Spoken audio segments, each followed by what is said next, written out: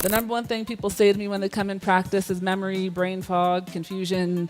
I went upstairs, why did I go? I don't remember. We all have that. The effects are, to use an overused scientific term, pleiotropic.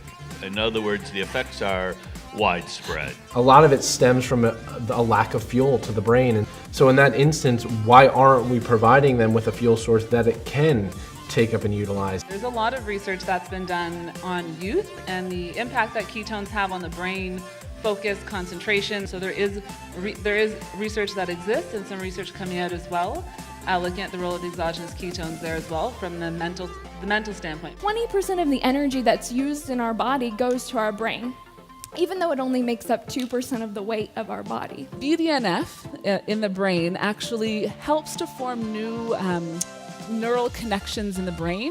And again, in the past, we've kind of always thought like, that's it. If this is what my brain is doing, there's nothing I can do to fix it. And that's not true. That's what neuroplasticity is all about. We can change how our brain is working and how it's communicating. So this BDNF protein is essential in that function. The ketogenic diet increases the production of brain-derived neurotrophic factor in your brain. This is the factor that allows us to be plastic in our brain to adapt and change. So young people have very high BDNF, and they're very plastic. And as you get older, you get less and less. People who have low BDNF find that their brain, they have atrophy in a certain area of the brain that is key for memory. So this area seems to be a little bit lower, and people who have higher levels throughout life have a reduced risk of cognitive decline. We're also showing a decline in that BDNF protein and cognitive health.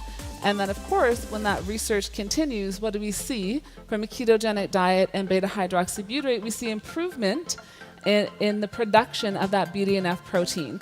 And so some people are concluding that this may be why we're seeing greater cognitive outcomes when people are following a ketogenic diet or supplementing with ketones due to the potential link between beta-hydroxybutyrate and this BDNF protein, which is essential for our brain and for brain repair. The impact of ketogenic dieting, again, on longevity. We're doing a lot of studies on that and seeing a lot of positive effects.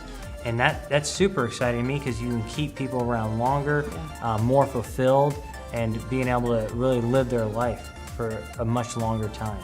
And so we've learned a lot from several other colleagues who are talking and doing a lot with coconut oil and MCTs, and now ketones is that new generation, that substance that can cross the blood-brain barrier and provide that fuel source to potentially help and provide that fuel that their brain is starving for.